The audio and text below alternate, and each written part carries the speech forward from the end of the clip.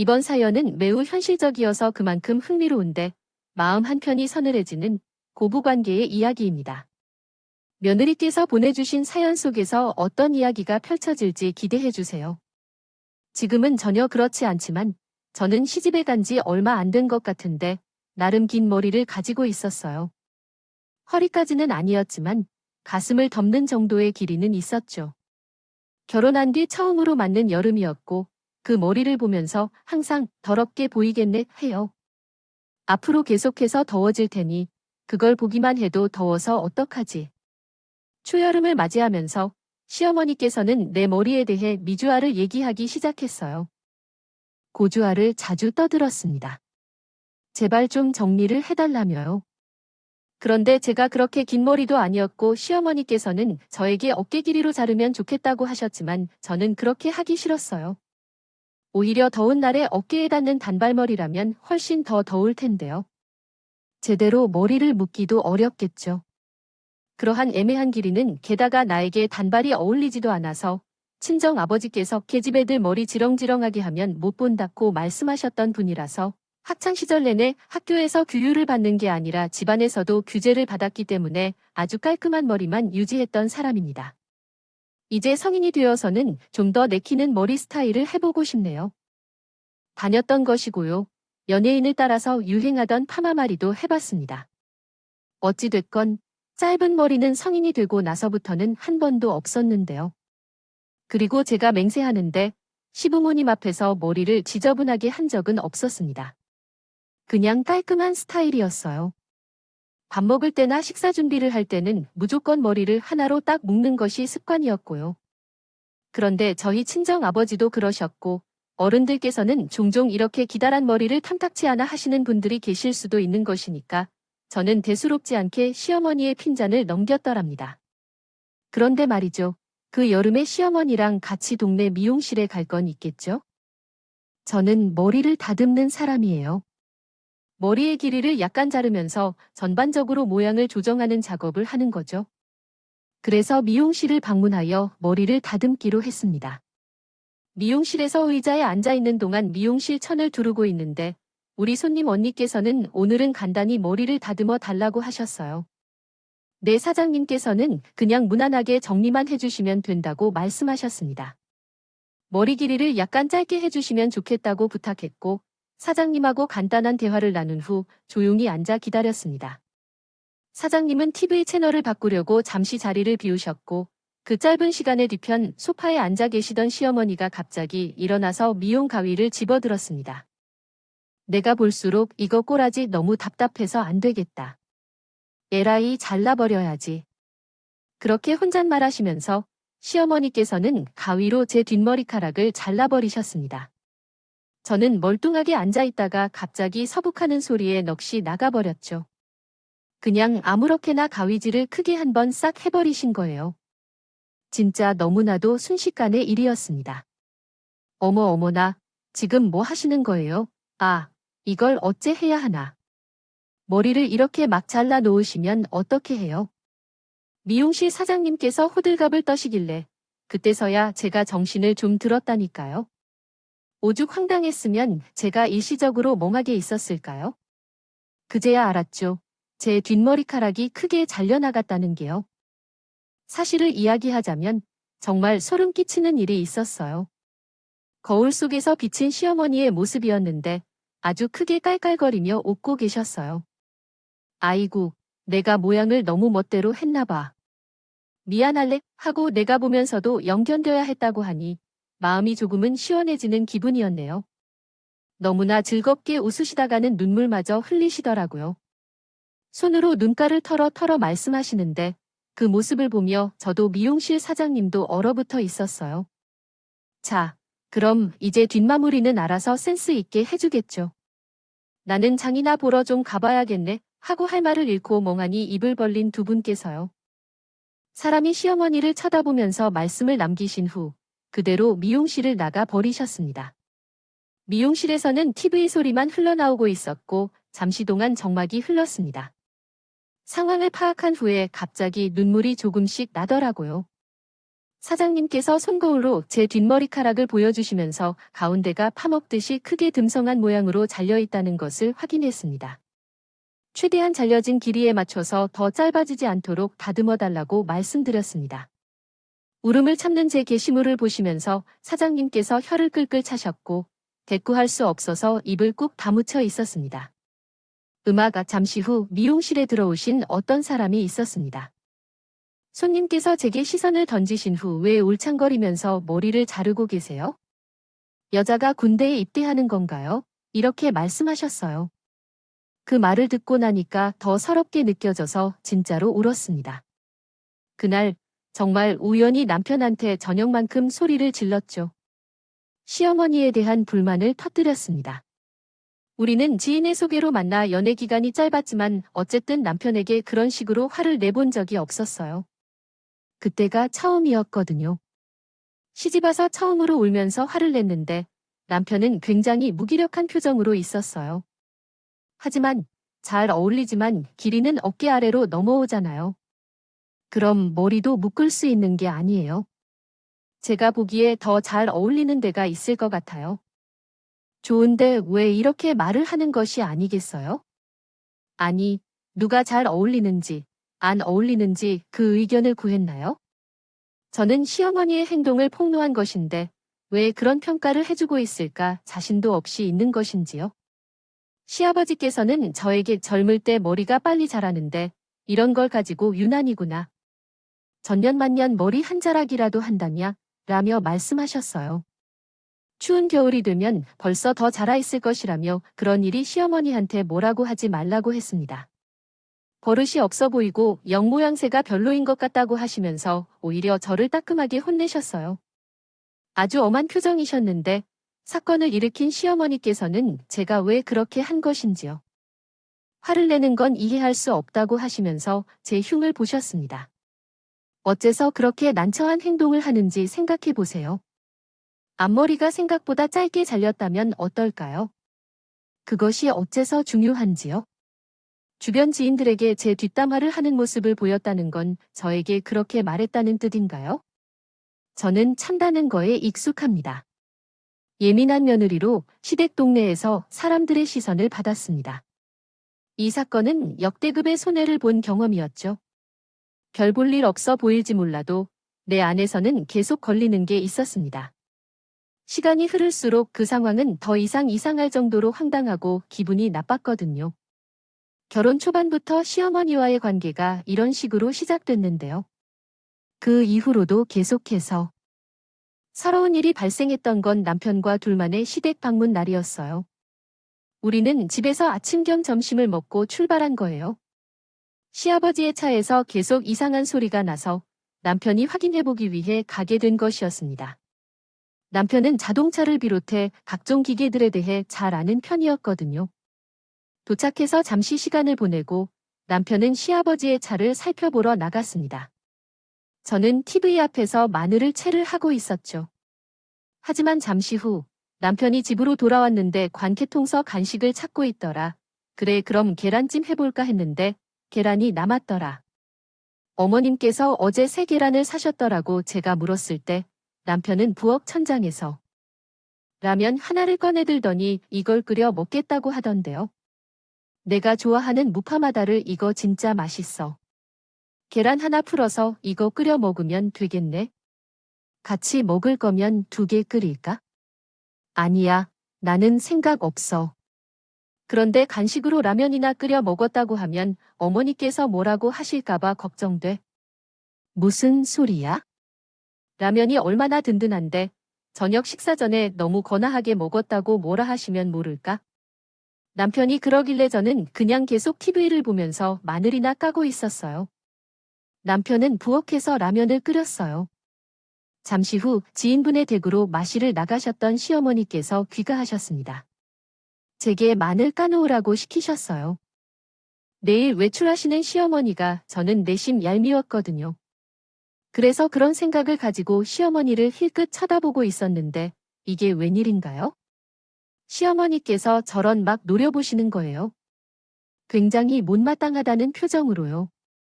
저는 시키시는 대로 열심히 노동까지 하고 있었는데 왜 적반하장으로 나오시는지 궁금했다가 금세 이유를 알게 되었습니다. 라면을 너 혹시 내 집에서도 이렇게만 끓여 먹는 거야? 설마 그런 건 아니겠지? 응, 시어머니께서는 남편이 라면을 끓여 먹었던 사실에 은근한 짜증을 보이셨죠. 일부러 저 다 들으라는 듯 밥 또한 차려주는 마누라 만난 건 아니냐 며 남편에게 계속 중얼중얼. 대화 내용을 문법에 맞게 다시 작성하겠습니다. 떠들었어요. 남편이 멋있게 눈치를 살며시 라면을 다 먹고 일어났어요. 그런데 국물이 많이 남아 있었죠. 그냥 둬라. 국물이 많이 남아도 아깝다며 엄마가 늘 그러시곤 했죠. 라면 국물이 많이 남았네요. 버릴 수 있는 게 아닌데요. 왜 못 먹고 버리나요? 저희 집에는 먹을 사람이 있어요. 시어머니는 그렇게 말씀하신 채로 재촉하셨죠.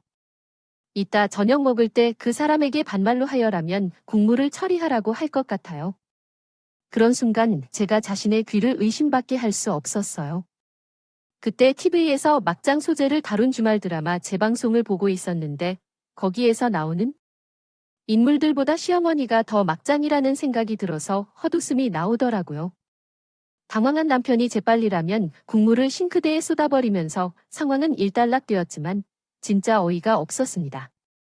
시어머니께서는 또다시 저에게 들으라는데 제 남편이 뻔히 다 먹은 걸 알고도 말이나마 설거지 해주겠노라고 나서지도 않는 것 좀 봐. 저게 성질머리지.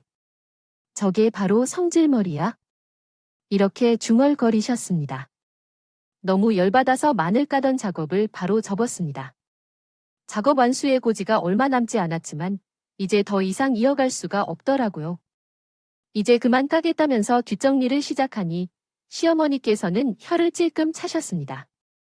저는 빈정에 상할 대로 상해서 마늘을 혀로 드시곤 했어요.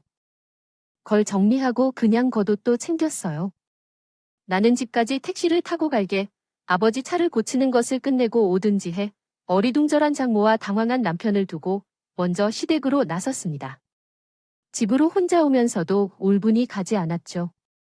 그래서 이때의 사건을 계기로 시댁의 걸음을 멀리하게 되었습니다. 웃기고 놀란 점은 저가 가지 않겠다고 하자 남편이 따라가기 시작했다는 겁니다. 그래서 시댁에 자주 가고 싶어 했지만 혼자서는 왜 안 가냐는 걸까요?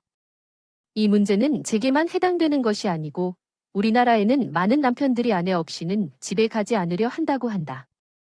이것은 제 친구들에게도 직접 물어보았던 이야기라서 정확도가 높습니다. 혼자서 부모님과 어울리는 것이 편하지만 왜 아내가 없으면 안 되는지, 혼자서 부모님과 어색해서 그런지, 대리 후두를 시키려는 심사인지 모르는 정체성에 대한 이 흥미로운 미스터리에 대해 생각해 봐야만 합니다. 정상적인 심리적 관점을 지니신 분들은 제게 댓글을 남겨주세요. 제가 다 읽어볼게요. 아무튼 그래서 결국 시댁에 발을 내디뎠습니다. 점점 시간이 흐르자 시부모님께서는 부디 와서 얼굴들을 비추며 살아라는 잔소리를 입에 달고 사사하게 되었죠. 한날은 시어머니께서 진짜 오시는 소리로 주말에 와서 맛있는 음식을 먹고 가고 싶은데 누가 와서 대단한 일을 하라고 하든 이렇게 잔소리를 해주시길래 마음이 맞물려 가기로 하였습니다. 토요일 점심에 맞춰 가기로 하였고요. 그런데 하필이면 그 토요일 일은 아침에 남편이 급한 업무 연락을 받게 되었습니다. 남편이 기계를 잘 다루어 일하는 사람이라 그때 그런 문제를 보면서 있었어요. 어떤 거래처에서 작동 오류가 나타났으니 속히 좀 봐주라고 주말 아침 연락을 받은 것이었습니다. 어찌할 수 없다. 그래서 남편은 제 연락처로 같이 가지 못하게 되었어요. 저는 혼자도 그 적진과 같은 시댁으로 가기가 싫었지만 이미 토요일 점심에 맞춰서 가기로 일주일 전부터 정해 놓았던 것을요. 어떻게 안 갈 수가 없겠더라고요. 남편도 저에게 저 혼자라도 꼭 좀 가달라고 부탁하는 말을 하였고 그래서 저 혼자 시댁에 가게 되었습니다. 가는 길에 전화를 드렸어요. 오는 길이냐 집에서 출발한 거야네? 어머니, 지금 출발해서 가고 있어요. 그런데 저 혼자만 가게 되었어요. 그 이는 갑자기 급한 용무가 생겨버렸어요. 뭐야, 어떻게 하필 오늘 같은 날에 그럼 급한 일이 생기고 그런다니? 그러하다 중요한 거리가 있어서 그냥 어쩔 수 없이 되었어요. 어머님, 혹시 필요하신 것이 있으시면 제가 가는 길에 사가도 될까요? 그래, 너 말 잘했어. 이제 온 길에 바카스 한 상자와 쌀과자 몇 가지를 사오라고. 라면도 가져오고. 나 혼자만 가고 있다니까 목소리가 달라진 시어머니는 이때부터 예감이 좋지 않았지만 그냥 그런 거지 하며 넘겼습니다. 마트에 들러서 주전부리처럼 사고약국에 들러서 바카스와 쌍화탕 같은 것을 바리바리 구입해 시부모님 집에 도착했습니다. 양손에 가득한 먹거리를 들고 시부모님 집으로 들어갔더니 아버지는 보이지 않으시고 혼자서 저를 맞아주시던 시어머니께서 깜짝 나를 보시고 왔으니까 점심부터 먹자고 하셨습니다. 하시겠어요? 원래 점심시간에 맞춰 올 것으로 약속했기 때문에 알겠습니다 하며 부엌으로 갔다가 정말로 기가 막혀서 미쳐버릴 뻔했습니다. 식탁 위에는 전자레인지에서 돌린 찬밥과 배추김치, 도시락 김만이 이렇게 차려져 있었어요. 찬밥이라는 걸 어떻게 알았느냐고요? 밥그릇에 랩이 씌워져 있었거든요. 랩을 벗겨 전자레인지에 돌린 모양새였습니다. 너무 놀라서 그냥 웃음이 터져 나왔어요. 언제 올 거냐고? 얼굴이 자주 그러니까 서운하고 섭섭하다고 할 때는 언제인가요? 막상 올 때는 이런 대접을 받는다고요? 게다가 진정으로 황당했던 대목은요. 시어머니께서 갈비찜을 준비해 두셨다는 사실이었습니다. 제가 그걸 쳐다보니까 시어머니께서 한숨을 푹 내쉬시면서 대답하셨어요. 아휴, 우리 아들이 오랜만에 집에 올 때는 맛있는 갈비찜을 먹여주려고 가전제로 모두 넣고 양념에 재혼했는데 냄비에 올리기도 못했네. 그대로 얼려놨다가 다음번에 오면 그때 주면 되지 뭐 어쩌겠니. 원래 예정대로 남편이랑 둘이 왔다면 냄비에 들어가서 익혀졌을 갈비찜이었겠지만 저 혼자 와서 그 갈비찜이 익혀지지도 않은 채 그대로 냉동실에 얼려지는 운명을 맞이하게 된 것이었죠. 참내, 이렇다 저렇다 하는 변명이라도 하시든가요? 그런 변명을 하시는 것도 저에게는 발휘하려 하지 않는다는 뜻이겠죠. 차라리 냉동실에 빨리 얼려두시던가 왜 부엌에 두고 제게 보이려 하는 겁니까? 제 말은 일부러 너에게는 이런 것을 결코 주지 않을 거라는 의도로 보여지니까 기분이 나빴어요. 바리바리 장바닥을 시댁에 온 저는 혼자라도 꾸역꾸역 왔는데 시어머니께서 이런 행동으로 대접해 주셨다니요. 더구나 정말 더러웠고 치사하게 느껴졌던 것은 제 손에 그 갈비찜을 전달하지 않겠다는 시어머니의 태도였습니다. 어머님, 그렇게 말씀하시면 제가 그걸 가져갈까요? 저는 그분이 갈비찜을 잘 먹겠죠. 가져가서 그것 좀 먹여드릴게요. 아이고, 되나요? 누구 입에 얼마나 들어갈 줄 알 수 있어서 그냥 여기에 두려고요. 제가 어른이니까 다음에 꺼내 주실 거죠. 제가 갔다 가면 제 남편보다 더 많이 먹게 될까봐 그건 안 좋으셨단 말이죠. 그 얘기까지 듣고 식탁 위에 찬밥, 김치김을 보니 전혀 먹고 싶지 않았어요. 그걸 먹으면 진짜로 나만큼의 존재가 될 것 같아서 겁부터 났어요. 속이 안 좋아서 밥 생각이 안 나대요. 시어머니의 한탄을 듣다가 떠났고요. 혼자 집으로 오는 길에 차 안에서 미친년처럼 푸하하 크게 웃다가 혼잣말로 화를 내면서 오락가락하면서 그날 집으로 왔어요. 남편을 다시 만나자마자 시어머니와 시댁에서 있었던 일을 말했어요. 나 진짜 배고파 죽을 것 같아요. 이 시간까지 제대로 먹은 게 없다는데 왜 엄마가 맛있는 거 준비한다고 그러셨는데 맛있는 거라고요? 찬밥 위에 꺼낸 김장김치에 조금의 김만 있었어요. 김이 너무 작은 도시락 김처럼 딸랑딸랑 있더라고요. 김은 하나만 있는데 진짜 너무 당황스럽고 서운하고 속상해서 그걸 먹을 수 있어야죠. 그래서 그냥 안 먹고 나왔어요. 너는 그래도 시어머니가 차려준 밥상을 며느리로서 거절하고 그냥 나왔냐고? 우리 엄마가 얼마나 민망하셨을까요? 남편이 시어머니 편을 들길래 울컥하고 말해버렸어요. 제 머릿속에는 시댁 부엌에서 본 갈비찜의 모습이 둥둥 떠다니고 있었습니다. 장난 그치자 그걸 먹었어야 됐는데 갈비찜을 재워 놓으셨더라 어머니가. 그런데 그게 안 익혀 놓으셨어? 냉동실에 얼려 놓으라고 하셨다고 왜 아냐? 갈비찜이 생각대로 잘 안 나온 거겠지? 자기 아들에게 먹이려던데 쓸데없이 며느리만 왔으니까 주려고 싫어하셔서 그런 거지. 이제 아직도 나는 그 상황에서 찬밥에 김치에 김을 싸먹고 왔어야 했단 생각해. 그때 나는 너무 속상해해서 계속 씩씩거리니까 남편이 입 다물었어요. 나를 보고 있는 거 보면서 더는 아무 말도 못했고요. 그날 남편이 시어머니에게 연락해서 이런저런 말을 했다. 모양이었어요. 다음 날부터 남편이 저를 쳐다보는 시선에서 뭔가 당당함이 느껴졌거든요. 그래도 꼴의 일말의 눈치는 있어서 자기 엄마한테 그 일을 따지긴 했나 보네. 그렇게 생각한 저는 그래도 찬밥대접을 당한 그 사건을 그대로 넘길 요령이었는데요. 며칠 뒤에 시아버지로부터 연락이 왔어요. 응, 이상하다.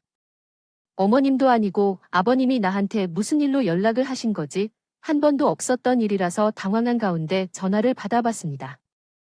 그랬더니 시아버지께서 됐든 일가를 터트리시더군요. 뭘 움직여? 고기는 남자가 있는 밥상머리에서만 먹는 것이었다.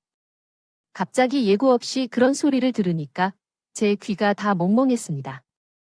저는 전화를 받자마자 아버님께서 어쩐 일이세요 하시는 이렇게 살갑고 공손한 목소리로 인사를 드렸을 뿐이었어요. 그런데 다짜고짜 소리를 지르시다뇨? 네 시어머니가 그런 옛날 사고방식을 그대로 보고 또 겪으시고 그렇게 살아오신 분이니까 그날 행동을 그렇게 한 것뿐이거든. 어디서 죽기 좁은 견해를 들이밀어서 제 서방한테 다 꼰지르고 또한 부모 자식 간의 화목을 깨뜨리려 든 것이 아니니라. 아버님, 지금 무슨 말씀을 하시는지는 잘 알겠는데요. 제가 그날은 정말 당황해서 시끄러워 너는데 내 죄를 내가 알렸다. 도대체 무엇을 잘못한 것인지까지 제가 그 정도로 들어야 한다는 것인지 모르겠어요. 평소에 아버지께서는 전혀 유감하지 않는 분으로 보였습니다. 고집스러운 분위기를 자체적으로 품고 계셨지만 원래 후회를 드러내시는 분은 아니셨습니다. 항상 관전하는 스타일을 선호하시고 가끔씩 앞으로 나아가시는 경우가 있었는데 그럴 때마다 시어머니의 바가지에 걸려버리신 적이 있었습니다. 그래서 움직이기도 힘들었다는 거죠. 제게는 분명 시어머니의 바가지를 받았고 아버지께서 직접 연락을 취하셨다는 것을 간파할 수 있었습니다. 마음이 조금씩 환하고 뜨거워지는 느낌이었어요. 아버지께서는 직접적으로 저에게 불만이 없으실 거라 믿었기 때문에 저는 의연하게 제처했습니다. 그러셨군요. 알겠습니다. 앞으로는 제가 더욱 주의를 하겠습니다. 제가 명랑하게 말씀드렸더니 시아버지께서는 되려 놀라셔서 더 이상 잔소리를 하지 못하셨습니다. 그래서 그렇다면 나는 잘하겠다. 예상외로 제가 금방 수긍을 하니까 시아버지께서는 오히려 하실 말씀이 없었습니다. 금방 전화를 먼저 끊으셔서 저는 일대 결심했습니다. 그래, 이게 다 그날 내가 시댁에 부득불 갔던 것이 잘못이었어. 앞으로는 그런 상황에 오더라도 절대로 가지 말아야겠어요. 시댁에 가지 말아야 한다는 결심을 재차하게 된 것이었는데요. 위에서 말씀드렸다시피 저 혼자만 결심을 했을 뿐인데 따라오는 세트가 있었습니다. 자기 혼자 자기 집에 가서 자기 부모님 모시고 오면 얼마나 편하고 좋으련만 그렇게 하지 않았던 우리 남편 말이에요. 제가 가진 핑계를 대면서 시댁의 발길을 끊었더니 남편도 따라해서 그렇게 굴었습니다. 시부모님은 발망동동 구르게 되셨어요. 네, 이번에도 안 올 거니?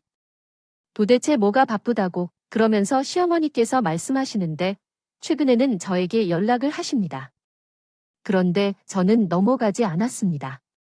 자기 아들한테 직접 연락해서 그러시면 될 것을 꼭 며느리인 저에게 연락하십니다. 닥달하는 것도 솔직히 제 마음에 들지 않았고요.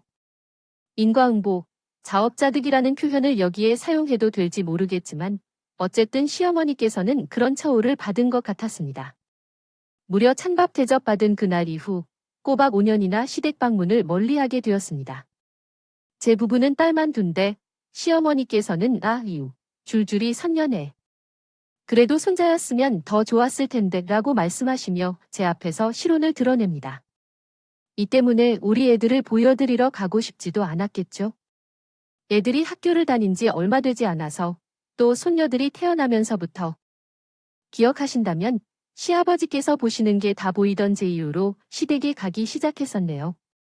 시아버지께서는 여자애가 조신하지 못하게 행동한다 적의 묘소의 아이들을 나무라시기도 했지만 항상 아이들에게 용돈을 주려고 하시고 간식을 주시려고도 하셨고 아이들이 시끄럽게 굴어도 흐뭇한 미소를 짓곤 하셨어요. 우리 딸들이 공주님 드레스를 입고 사진관에서 기념으로 사진을 찍었던 것도 이날의 한 장들이니 뭐 이런 사진을 찍어 놓으셨다는 거예요. 별꼴을 다 보겠구나 라고 말씀하셨지만 나중에 보니까 그걸 액자에 걸어 놓으셔서 그렇게 하지 않겠냐는 거예요. 그래서 여차저차하게 되어 시댁에 다시 꾸준히 발걸음을 하게 되었던 거예요. 그렇다고 해서 시어머니께서 좋은 쪽으로 변하셨다거나 고부관계가 부드러워졌다거나 이렇지는 않았습니다. 저희가 시댁에 갈 때면 거의 남편이 운전을 했거든요. 그런데 어느 날은 제가 모처럼 운전을 하고 갔어요. 시댁에 도착하고 보니까 할 일거리가 좀 쌓여 있더라고요. 저희한테 호박죽 써주신다더니 아직 작업 시작도 안 하셨고 그냥 덩그러니 늙은 호박만 나와 있고 그거 저보고 하라는 무언의 표시를 하신 것이었습니다. 늘 이런 식이었어요. 오늘은 고생 많았네. 우리 아들 방에 들어가서 좀 쉬어. 운전하고 오늘 엄청 피곤하지. 역시나 시어머니께서는 그렇게 말씀하실 줄 알았습니다. 그런 말씀을 자주 하시는 거죠. 당신의 아들은 집에 오자마자 반드시 편안히 쉬어야 하고 며느리는 주방부터 바로 요리를 해먹어야 하고 그날을 염두에 두고 내가 자신 있게 알려드렸거든요. 하지만 오늘은 제가 운전해서 왔어요. 그러자 놀란 눈치를 보였던 시어머니께서 내심 궁금해하셨나 봐요. 우리나라에선 차를 몰고 왔다고 해도 운전을 안 시키시겠어요? 하지만 시어머니는 이렇게 말씀하시더군요. 그래, 오늘은 내가 차를 몰고 온 거였어. 잘 했네. 앞으로도 가능하면 너가 해. 요즘은 여자가 남자보다 차를 몰기도 더 잘한다고 하는데요. 역시나 어림도 없었을 것이다. 운전하고 온 며느리는 결코 피곤하지 않을 것이라고 생각했나 봅니다. 늘 다른 사람들을 주방 일로 요리하게 하는 눈치가 촉박하시길래 오늘도 운전하고 돌아오니 나른하고 매우 힘들어서 조금 졸린 것 같아요. 제가 잠깐 쉬어도 될까요? 이렇게 말하며 자리를 떴습니다. 작은 방으로 들어가서 잠시 눈을 붙이며 휴식을 취했어요. 일어나서 밖으로 나오니 호박죽을 시어머니께서 혼자 하신 것으로 보였습니다. 제가 무책임한 며느리가 되어버렸다는 생각이 들어 이상한 기분이 들었지만 늘 다른 이유로 요리를 시킨다는 것을 고려해서요. 항상 핀잔까지 주시던 분이셔서 죄책감을 느끼지 않으려고 노력했어요. 원래는 시어머니와의 미묘한 갈등 이외에는 가족관계에서 문제가 없었는데 불행히도 시간이 지남에 따라 조금씩 어려워졌어요. 남편과의 관계는 지인의 소개로 만나 결혼 전제로 사귀게 되어 연애 기간이 짧았어요. 이러한 이유로 결혼 후 큰 싸움이 없이 살아온 것은 운이 좋았다고 볼 수 있겠네요. 서로를 깊이 알게 된 기간이 없이 단순히 결혼한 사이였기 때문일지도 모르겠어요. 딸 2명을 낳고 키우면서 살아가는 동안 서로를 애정의 대상으로 만들지 못한 것 같아요. 여겨지기보다는 점점 법적 테두리 안에서 함께하는 동반자라는 식으로 느껴지게 될 때가 참 많았던 것 같습니다. 예를 들어 권태기라는 것이 왔었던 것일지도 모르겠어요. 특히나 계기가 하나 있었는데 제가 직장에서 야근을 마치고 귀가하던 길이었습니다. 그때는 초겨울이었기에 춥기도 했거니와 진짜 사방이 깜깜했어요. 집으로 가는 골목길에 딱 들었었는데 까만 잠바를 입은 남자가 딱 서 있었는 거예요. 그것도 모자를 푹 눌러 쓴 채 말입니다. 정말 아무것도 안 하고 휴대폰을 보지도 않으면서 그냥 서 있었어요. 골목길에 들어서면서부터 그 사람이 너무 신경 쓰였는데 제가 그 앞을 지나간 순간에 갑자기 무서웠는데 제가 그 골목을 벗어나자마자 방향을 틀었습니다. 그러더니 그 남자가 계속해서 쟤를 따라 뛰어왔죠. 방향을 바꿔서도 모르니까 그냥 정면만 바라보고 막 크게 두리번거리더군요. 쟤를 찾는 것처럼 말이죠. 저는 공포에 사로잡혀서 그 구석에 몸을 숨기고 가만히 있었고 그 남자가 완전히 시야에서 없어지기 전에 남편에게 전화를 걸었습니다. 손에 식은땀이 나고 발이 제대로 움직이지 않아요. 지금 집으로 가려면 너무 무서워서 데리러 나온다면 안 될까요? 근처에 이상한 놈이 있는 것 같아요. 제가 다급하게 말했더니도 남편이 한 마리 긴박한 음성을 듣고 그래서 내가 그 빌어먹을 약 좀 하지 말라고 했잖아. 거봐. 내가 뭐라 그랬는지 지독히도 안 듣고 야근하다가 이렇게 늦은 거니까 이상한 놈이든 특이한 놈이든 그냥 알아서 해결하고 와. 건성으로 대답하며 전화를 먼저 끊더라고요. 초겨울의 추위보다도 더욱 싸늘한 것은 그때 그 순간 남편의 반응이었을 겁니다. 잠시 후에 그 골목으로 들어선 고등학생 무리가 있어서 걔네를 따라서 이동할 수 있었어요. 집에 오자마자 남편에게 따졌습니다. 애초에 그 시기에 남편이 가벼운 접촉 사고를 일으켜서 남편 차를 수리 맡기려고 했지요. 상태였음에도 불구하고 제 차를 남편이 탔으며 제가 출퇴근 거리가 짧아 대중교통을 이용했고 남편의 편의를 위해서 제 차를 내어준 것이기 때문에 이런 퇴근길 고통을 겪게 되었던 거예요. 그럼에도 불구하고 당신이 단 하나 없이 정남을 굴지 않기에 저한테는 남이라도 걱정돼서 집 앞에 나와주면 좋겠다고 생각했었어요. 그러나 결국 사건은 일어나지 않았고 그것으로 끝난 것 아니겠어요? 하지만 죄송한 말 한마디 없이 오히려 남에게 짜증을 내는 모습을 보면서 제가 얼마나 절망을 느꼈는지를 모르실 텐데요. 남편만이라도 오롯이 제 편이라고 생각했는데 이러한 생각 속에 세상을 살아가는 것이 그리 어렵지 않다고 생각했었는데 이 일을 통해 제게는 정말 큰 상처가 되었어요. 이러한 사건을 통해 부부간의 신뢰가 깨져버렸어요. 느낌이 들었습니다. 몇 달이 지난 후에 남편이 생각해보니까 그때는 정말 무심하게 행동했던 것 같아요.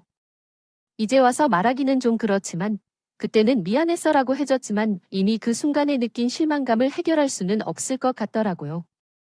그리고 우리 부부는 어느샌가 조금 떨어져지면서 애들이 사춘기에 접어들면서 더욱 증가한 측면도 있었습니다. 가정 내에서도 이런 상황이었는데 제가 직장에서 엄청나게 스트레스를 받는 일이 생겼어요. 제가 담당했던 출판물이 표절 사건에 휘말리게 되었는데 처음에는 이 정도는 별일 아닌 줄로 생각했습니다. 이게 잘못이었나 봐요. 이 표절 사건이요. 눈덩이처럼 규모가 커지자 법정 공방까지 이르게 되었습니다. 당연히 그 업계에서는 화제가 된 사건으로 떠오르게 되었고 이 시점이 정말 지옥이었어요. 직장에 없을 때도 계속 심장이 두근거리고 떨려왔으며 항상 잠을 자도 그 문제 때문에 고생했어요. 피로가 온전히 풀리지 않았죠. 눈밑은 부은 채로 입술은 말라 버섯처럼 퍼졌고 입맛도 없었습니다. 그 결과 세계는 제가 심한 스트레스로 인한 탈모에 시달렸어요. 정수리 부근에 동그랗게 땜빵이 생겨났습니다. 병원을 찾아가 보니 젊은 사람들, 특히 20대 초반이고 아주 혈기왕성할 나이인데 갑자기 심한 스트레스로 인해 탈모가 온다는 말을 듣기도 해요. 나이가 들면서 머리숱이 줄어드는 건 있겠지만 저는 원래 머리숱이 많은 편이라 거리낌이 없었어요. 그래서 머리숱이 부족하진 않아도 머리 위에 동그랗게 땜빵이 생겨서 오순 모양새가 되더라고요. 이 땜빵의 크기는 좀 컸어요. 작은 땜빵이면 엄지손톱만한 크기인데 제 머리 위에선 그것의 몇 배는 되었습니다. 겹쳐서 짜증나고 그 위에 원형 탈모가 생기니 너무 속상하고 억울하기도 했어요. 이 모습을 너무 보기 싫어해서요. 시댁에 갈 때 모자를 쓰고 갔습니다.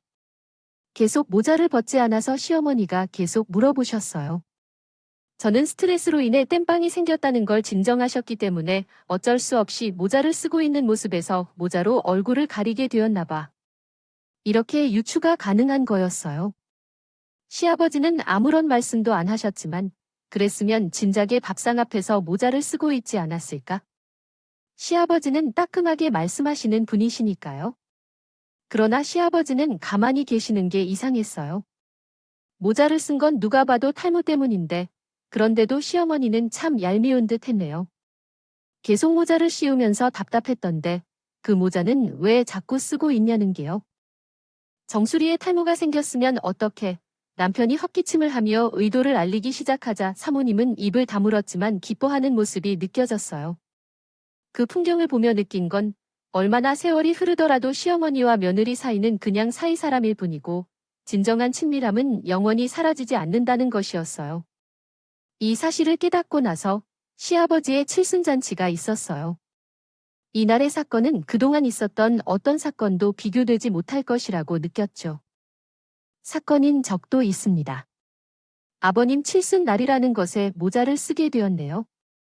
칠순잔치 전까지는 머리가 다시 자라나길 바랐는데 그런 기적은 일어나지 않는 법이었구나. 가르마를 넘겨서 가로 보는 것도 여의치 않고 그냥 어쩔 수 없이 모자를 쓰는 수밖에 없었습니다. 제가 아침부터 거울 앞에서 한숨을 섞은 중얼거림을 듣고 있었습니다. 남편은 저에게 탈모가 생긴 것이 어떻다고 여쭈기도 했죠. 즉시 그냥 당당하게 드러내라고 했어요. 그러나 그게 어떻게 말처럼 쉽게 될 수 있나요? 제가 무슨 대머리나 탈모가 와서 수습이 불가능해진 중년의 남자도 아니었고요. 가뜩이나 일련의 사건으로 스트레스가 극심하여 예민해지고 아직 덜 가신 때이기도 했습니다. 사소한 것 하나하나로 감정이 널뛰기를 일으켰습니다. 그런 상황에서 제 원형 탈모를 드러내고 시아버지의 칠순잔치에 참석하는 것은 정말 견디기 어려운 상황이었습니다. 옷에 어울리는 모자를 찾아 써서 갔고요. 확실히 그런 자리에 모자를 쓰고 가는 것은 흔치 않아서, 그렇지만 그날 입은 옷과 잘 어울렸기 때문에